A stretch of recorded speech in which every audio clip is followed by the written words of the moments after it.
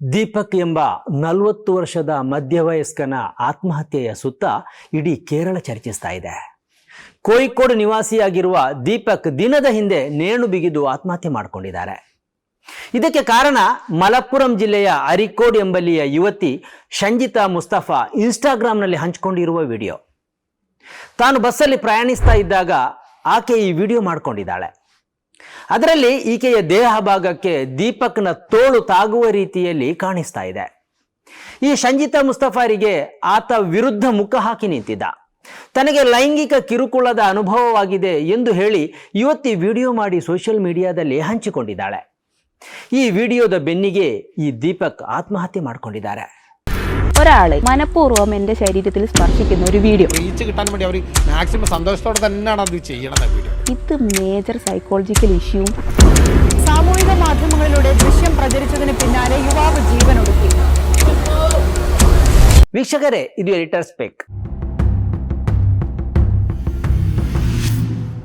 ಈ ಆತ್ಮಹತ್ಯೆಯ ಬೆನ್ನಿಗೆ ಕೇರಳವೇ ದೀಪಕ್ ಪರ ನಿಂತಂತೆ ಕಾಣಿಸ್ತಾ ಇದೆ. ಸ್ಥಳೀಯ ಮುಸ್ಲಿಮರು ದೀಪಕ್ ಮನೆಗೆ ಹೋಗಿ ಕಣ್ಣೀರು ಹಾಕಿದ್ದಾರೆ. ಮಾಧ್ಯಮದ ಮುಂದೆ ಕಣ್ಣೀರು ಹಾಕಿ ಮಾತಾಡಿದ್ದಾರೆ. ಯುವತಿಯ ಮೇಲೆ ಕ್ರಮ ಕೈಗೊಳ್ಳಬೇಕು ಎಂದು ಆಗ್ರಹಿಸಿದ್ದಾರೆ. ಇದೇ ವೇಳೆ ಸೋಷಿಯಲ್ ಮೀಡಿಯಾದಲ್ಲಿ ದೀಪಕ್ ಪರವಾಗಿ ಭಾರಿ ಅಲೆಯೇ ಎದ್ದಿದೆ. ಹಿಂದೂ ಮುಸ್ಲಿಂ ಎಂಬ ಭೇದ ಇಲ್ಲದೆ ಶಂಜಿತಾ ಮುಸ್ತಫಾ ಕೃತ್ಯವನ್ನು ಖಂಡಿಸಲಾಗ್ತಾ ಇದೆ. ವಿಡಿಯೋ ವೈರಲ್ ಮಾಡುವ ಉದ್ದೇಶದಿಂದ ಆಕೆ ಇನ್ಸ್ಟಾಗ್ರಾಂನಲ್ಲಿ ಹಾಕಿದ್ದಾಳೆ ಎಂಬ ಆರೋಪ ಎಲ್ಲೆಡೆ ಕೇಳಿ ಬರ್ತಾ ಇದೆ. ಲೈಕ್, ಶೇರ್ ಮತ್ತು ಜನಪ್ರಿಯತೆಯನ್ನು ಪಡೆದುಕೊಳ್ಳುವ ಉದ್ದೇಶದಿಂದ ಆಕೆ ಓರ್ವ ಯುವಕನ ಹತ್ಯೆ ಮಾಡಿದ್ದಾಳೆ ಎಂಬ ಆರೋಪವನ್ನು ಸೋಷಿಯಲ್ മീഡിയದಲ್ಲಿ അസംഖ്യ ಮಂದಿ ಹಂಚಿಕೊಳ್ತಾ ಇದ್ದಾರೆ. അപ്പൊ തട്ടിന്നാണ് അവർ പറയുന്നത്. ബസ് നിർത്തിയിട്ട് ആളുകളെല്ലാം ഇറങ്ങുന്ന ആ ഒരു ഗ്യാപ്പിൽ പോയിട്ട് ചേച്ചി ഇങ്ങനെ പിടിച്ചു നിൽക്കുകയാണ്. അതായത് ഇവർക്ക് ആരെങ്കിലും മുട്ടണം എന്നാണ് അവർ ആഗ്രഹിക്കുന്നത്. അയാളൊന്ന് കൈതട്ടി വേണമെന്നുണ്ടെങ്കിൽ ബാക്കോട്ട് ഇറങ്ങിയേക്കാം. നിങ്ങൾ അതേ സ്ഥലത്ത് നിന്നിട്ട് തിരിഞ്ഞു നിന്നു നേരെ, അതായത് ഇങ്ങനെ സൈഡിൽ നിന്ന് നിങ്ങൾ ഇങ്ങോട്ട് നിന്നു. അതെന്തിനായിരുന്നു? അതിന്റെ സൈക്കോളജി ഒന്ന് പറഞ്ഞുതരാം. സത്യം പറഞ്ഞാൽ ഇതിനെ ആത്മഹത്യ എന്നൊന്നും വിളിക്കാൻ പറ്റില്ല, ഒരു കൊലപാതകം തന്നെ പറയാം. ആ പെൺകുട്ടിയുടെ അല്ലെങ്കിൽ അവളുടെ സ്വന്തം സെൽഫിഷ് ആയിട്ടുള്ള എന്തോ ഒരു ആവശ്യത്തിന് വേണ്ടി അയാളെ യൂസ് ചെയ്തു. ആ കുടുംബത്തിന് ഒരു വലിയ നഷ്ടം വരുത്തി കൊടുത്തു. ಇದೇ ವೇಳೆ ಕೇರಳದ ಡಬ್ಬಿಂಗ್ ಆರ್ಟಿಸ್ಟ್ ಮತ್ತು ನಟಿ ಭಾಗ್ಯಲಕ್ಷ್ಮಿ ತನ್ನ ಅಭಿಪ್ರಾಯವನ್ನು ಸೋಷಿಯಲ್ ಮೀಡಿಯಾದಲ್ಲಿ ಹಂಚಿಕೊಂಡಿದ್ದಾರೆ. ನಮಗೆ ಅಹಿತಕರ ಸ್ಪರ್ಶ ಉಂಟಾದ್ರೆ ನಮ್ಮ ಮುಖದಲ್ಲಿ ಅಸಹನೆ ವ್ಯಕ್ತವಾಗುತ್ತೆ. ನಾವು ಸರಿದು ನಿಲ್ತೇವೆ. ಆದರೆ ಈ ವಿಡಿಯೋ ಮಾಡಿದ ಯುವತಿಯ ಮುಖದಲ್ಲಿ ಯಾವ ಭಾವವೂ ಇಲ್ಲ. ಆಕೆ ಸರಿದು ನಿಲ್ಲುತ್ತಲೂ ಇಲ್ಲ. ಆಕೆ ವಿಡಿಯೋ ಮಾಡಿರುವುದರ ಉದ್ದೇಶ ಏನು ಎಂದು ಅವರು ಪ್ರಶ್ನಿಸಿದ್ದಾರೆ. ವಿಡಿಯೋ ಮಾಡುವ ಧೈರ್ಯ ತೋರಿದ ಆ ಯುವತಿ ಆ ಕ್ಷಣದಲ್ಲಿ ದೀಪಕ್ನನ್ನು ಪ್ರಶ್ನಿಸುವ ಧೈರ್ಯವನ್ನು ಯಾಕೆ ತೋರಿಲ್ಲ ಎಂದು ಅವರು ಪ್ರಶ್ನಿಸಿದ್ದಾರೆ. ಶಂಜಿತಾ ಮುಸ್ತಫಾ ವಿಡಿಯೋ ಹಂಚಿಕೊಂಡ ಬೆನ್ನಿಗೆ ಈ ದೀಪಕ್ಗೆ ಸಾಕಷ್ಟು ಕರೆಗಳು ಹೋಗಿವೆ. ತನ್ನ ಗೆಳೆಯರಲ್ಲಿ ಆತ ತನ್ನ ನಿರಪರಾಧಿತ್ವವನ್ನು ಹೇಳಿಕೊಂಡಿದ್ದ. ತಾನು ತಪ್ಪು ಮಾಡಿಲ್ಲ ಎಂದು ಹೇಳಿದ್ದ. ಇದರ ಬೆನ್ನಿಗೆ ಸೋಷಿಯಲ್ ಮೀಡಿಯಾದಲ್ಲಿ ದಾಳಿ ಆರಂಭವಾಯಿತು. ಆತನ ವಿರುದ್ಧ ಅಭಿಪ್ರಾಯಗಳು ವ್ಯಕ್ತವಾಗತೊಡಗಿದವು. ದೀಪಕ್ಗೆ ವೃದ್ಧ ಹೆತ್ತವರಷ್ಟೇ ಇದ್ದಾರೆ. ಮದುವೆಯಾಗಿದ್ರೂ ಡೈವೋರ್ಸ್ ಆಗಿದೆ.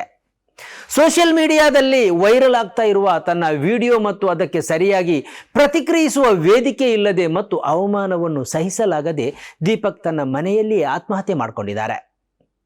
ತಮಗೆ ಇನ್ನಾರಿದ್ದಾರೆ, ಇರುವ ಓರ್ವ ಮಗನನ್ನೇ ಕಳಕೊಂಡೆವು ಎಂದು ಹೆತ್ತವರು ಕಣ್ಣೀರು ಹಾಕಿದ್ದಾರೆ. എന്നോടാക്കും ഇങ്ങനെ വരരുത്. ഒരമ്മമാരും ഇങ്ങനെ വേദനിക്കുക. ഈ കാരണം കൊണ്ട് ഒരു അമ്മമാരും വേദനിക്കാൻ പാടില്ല. ഞാൻ വേദിച്ച ലോകത്തിൽ ಇಲ್ಲಿ ಕೆಲವು ಪ್ರಶ್ನೆಗಳಿವೆ. ಒಂದು ವೇಳೆ ಆ ಯುವತಿಗೆ ಲೈಂಗಿಕ ಕಿರುಕುಳದ ಅನುಭವ ಆಗಿರ್ತಾ ಇದ್ರೆ ಮತ್ತು ಆ ಕಾರಣಕ್ಕಾಗಿಯೇ ವಿಡಿಯೋ ಮಾಡಿರ್ತಾ ಇದ್ರೆ ಅದನ್ನು ಇನ್ಸ್ಟಾಗ್ರಾಂನಲ್ಲಿ ಹಂಚಿಕೊಂಡು ಬಹಿರಂಗಪಡಿಸುವುದಕ್ಕಿಂತ ಪೊಲೀಸರನ್ನು ಸಂಪರ್ಕಿಸಬಹುದಿತ್ತು. ತನಗಾದ ಅನ್ಯಾಯವನ್ನು ಹೇಳ್ಕೊಳ್ಬಹುದಿತ್ತು. ಅಲ್ಲದೆ ಆ ಕ್ಷಣದಲ್ಲೇ ದೀಪಕ್ನ ವಿರುದ್ಧ ಪ್ರತಿಭಟನೆ ಸಲ್ಲಿಸಬಹುದಿತ್ತು. ಆದರೆ ಶಂಜಿತಾ ಮುಸ್ತಫಾ ಈ ಯಾವುದನ್ನು ಮಾಡಿಲ್ಲ. ಮಾತ್ರ ಅಲ್ಲ, ವಿಡಿಯೋ ಮಾಡುವ ಸಂದರ್ಭದಲ್ಲಿ ತನಗಾಗ್ತಾ ಇರುವ ಕಿರುಕುಳಕ್ಕೆ ಅಸಹನೆಯನ್ನು ವ್ಯಕ್ತಪಡಿಸಿಲ್ಲ. ಅಂದ್ರೆ ವಿಡಿಯೋವನ್ನು ಇನ್ಸ್ಟಾಗ್ರಾಂನಲ್ಲಿ ಹಂಚಿಕೊಂಡು ವೈರಲ್ ಮಾಡುವ ಉದ್ದೇಶವೇ ಇಲ್ಲಿ ಪ್ರಮುಖವಾಗಿತ್ತಾ ಎಂಬ ಪ್ರಶ್ನೆಯೂ ಉದ್ಭವವಾಗುತ್ತೆ. ಅಂತೂ ಸರಿ ತಪ್ಪುಗಳ ಆಚೆ ಒಂದು ಜೀವ ಹೊರಟು ಹೋಗಿದೆ. ಈಕೆಯ ವಿರುದ್ಧ ಕಾನೂನು ಕ್ರಮ ಕೈಗೊಳ್ಳುವುದಕ್ಕೆ ಕೇರಳಿಗರಿಂದ ಆಕ್ರೋಶ ವ್ಯಕ್ತವಾಗ್ತಾ ಇದೆ. ಒಂದಿಬ್ಬರು ನ್ಯಾಯವಾದಿಗಳು ಈ ವಿಷಯದಲ್ಲಿ ಮುಂದಕ್ಕೂ ಬಂದಿದ್ದಾರೆ. ದೀಪಕ್ ಹೆತ್ತವರಿಗೆ ನ್ಯಾಯ ಕೊಡಿಸುವುದಾಗಿಯೂ ಹೇಳಿದ್ದಾರೆ. ಇವು ಏನೇ ಇರಲಿ, ವೈರಲ್ ಆಗುವ ಉದ್ದೇಶದಿಂದ ಮತ್ತು ಖ್ಯಾತಿಯ ಬೆನ್ನು ಹತ್ತಿ ವಿಡಿಯೋ ಅಥವಾ ಚಿತ್ರಗಳನ್ನು ಹಂಚಿಕೊಳ್ಳುವುದಕ್ಕಿಂತ ಮೊದಲು ಅದರ ಪರಿಣಾಮಗಳ ಬಗ್ಗೆ ದಯವಿಟ್ಟು ಆಲೋಚಿಸಿ. ಇನ್ನೊಬ್ಬರ ಬದುಕನ್ನು ಸರ್ವನಾಶ ಮಾಡುವ ಹಕ್ಕು ಯಾರಿಗೂ ಇಲ್ಲ. ಇಲ್ಲಿ ಕಾನೂನು ಇದೆ, ಪೊಲೀಸರಿದ್ದಾರೆ, ನ್ಯಾಯಾಂಗ ಇದೆ. ಅದು ಬಿಟ್ಟು ಇನ್ನೊಬ್ಬರ ಸ್ವಾಭಿಮಾನಕ್ಕೆ ಗೌರವಕ್ಕೆ ಚ್ಯುತಿ ಉಂಟಾಗುವ ರೀತಿಯಲ್ಲಿ ದಯವಿಟ್ಟು ನಡ್ಕೊಳ್ಬೇಡಿ. ಬಸ್ಸಿನಲ್ಲಿ ಪ್ರಯಾಣಿಸುವುದಕ್ಕೆ ಭಯಪಡುವಂತಹ ಸನ್ನಿವೇಶ ನಿರ್ಮಾಣ ಆಗದಿರಲಿ. ಸ್ನೇಹಿತರೆ, ನಿಮ್ಮ ಅದ್ಭುತ ಬೆಂಬಲದಿಂದ ಸನ್ಮಾರ್ಗ ನ್ಯೂಸ್ ಚಾನೆಲ್ ಈಗ 2 ಲಕ್ಷ ಸಬ್ಸ್ಕ್ರೈಬರ್ಗಳನ್ನು ದಾಟಿದೆ. ಇದು ನಮ್ಮ ಯಶಸ್ಸಲ್ಲ, ಇದು ನಿಮ್ಮ ಯಶಸ್ಸು. ನಮ್ಮ ಮುಂದಿನ ಗುರಿ 4 ಲಕ್ಷ. ಇದು ಕಷ್ಟವಲ್ಲ. ನೀವು ಮಾಡಬೇಕಾದದ್ದು ಸಿಂಪಲ್. ನೀವು ಸನ್ಮಾರ್ಗ ನ್ಯೂಸ್ ಚಾನೆಲ್ ವಿಡಿಯೋವನ್ನ ನಿಮ್ಮ ಸ್ನೇಹಿತರಿಗೆ, ಕುಟುಂಬದವರೊಂದಿಗೆ ಹಂಚಿಕೊಳ್ಳಿ ಮತ್ತು ಅವರಲ್ಲೂ ಸಬ್ಸ್ಕ್ರೈಬ್ ಮಾಡಲು ಹೇಳಿ. ನೀವು ಶಕ್ತಿಯನ್ನು ಕೊಡಿ, ನಾವು ನಿಖರ ಸುದ್ದಿ ಕೊಡ್ತೇವೆ. ಧನ್ಯವಾದಗಳು.